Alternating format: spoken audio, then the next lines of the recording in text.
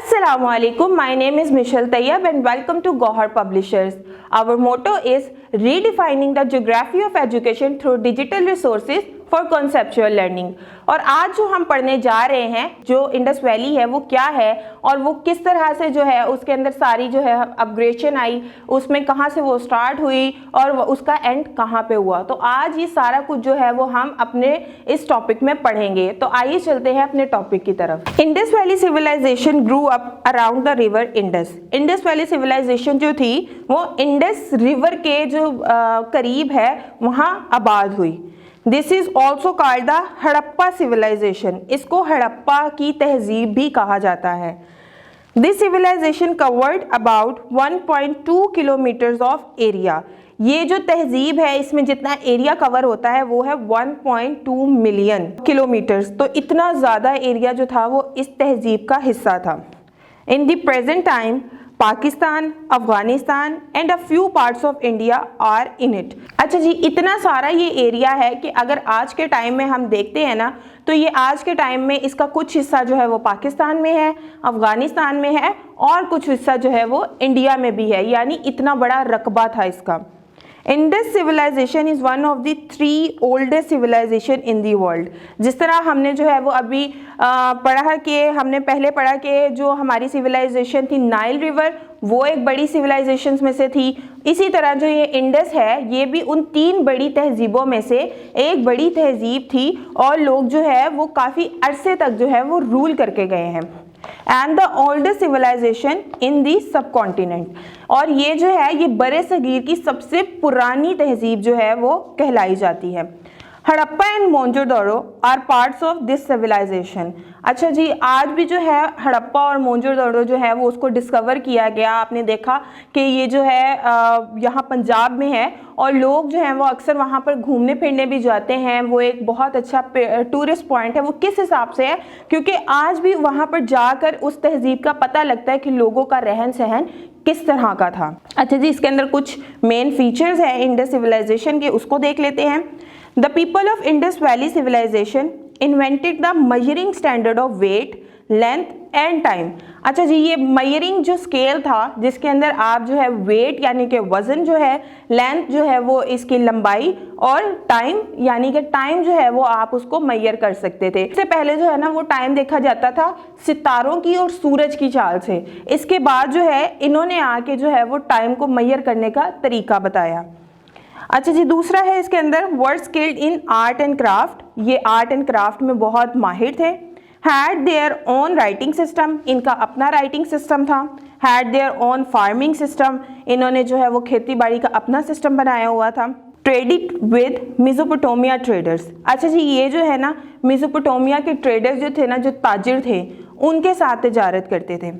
वर civilised builders, ये बहुत अच्छे बिल्डर्स थे। आप अभी भी मोहनजोदड़ो और हड़प्पा में जाके जो है वो इनके जो है वो खाके देख सकते हैं कि किस तरह से इन्होंने सारी बिल्डिंग्स जो है वो तामीर की थी। Great artist and sculpture maker.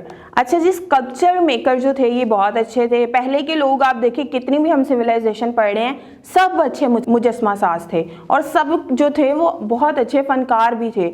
और आज भी जो है वो उनकी चीज़ें मिलती हैं तो हमें पता चल जाता है कि उनकी तहजीब किस तरह से चल रही थी। और इसके अंदर लास्ट है use boats and ships for travelling and trading. और ये भी जो है वो कश्तियाँ इस्तेमाल करते थे ट्रैवल करने के लिए और तिजारत करने के लिए।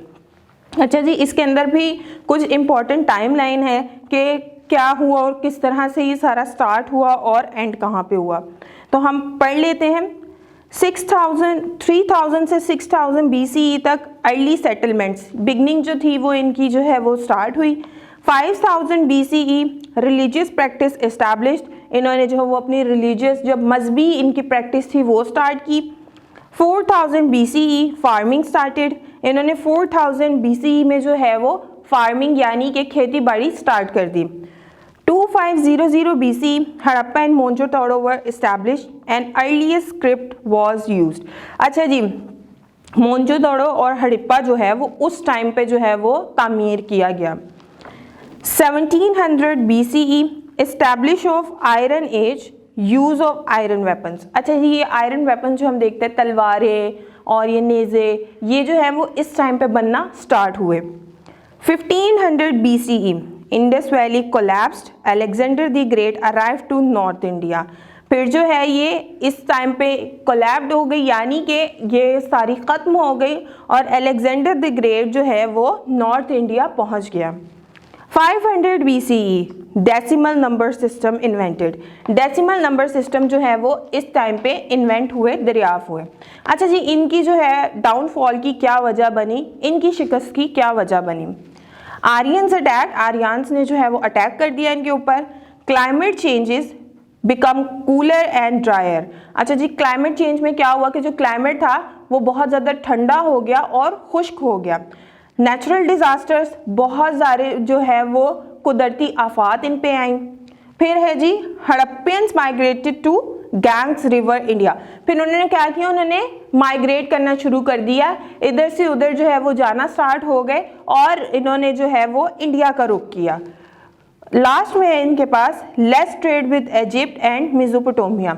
इन्होंने ना इतनी ज़्यादा तिजारत नहीं की। देखा जाए तो उस टाइम पे इजिप्ट और मेसोपोटामिया के जो लोग थे ना वो अमीर लोग कहलाते थे और इन्होंने उन्हीं के साथ तिजारत नहीं की, जिसकी वजह से इनकी डाउनफॉल का ये मसला बना।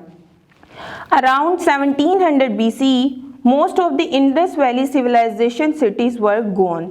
और जो है फिर 1700 BCE में क्या हुआ कि तकरीबन जो थे ये तमाम इसकी जो सिटीज़ थी, जो शहर थे वो ख़त्म हो चुके थे, क्योंकि लोग जो थे वो माइग्रेट कर गए थे।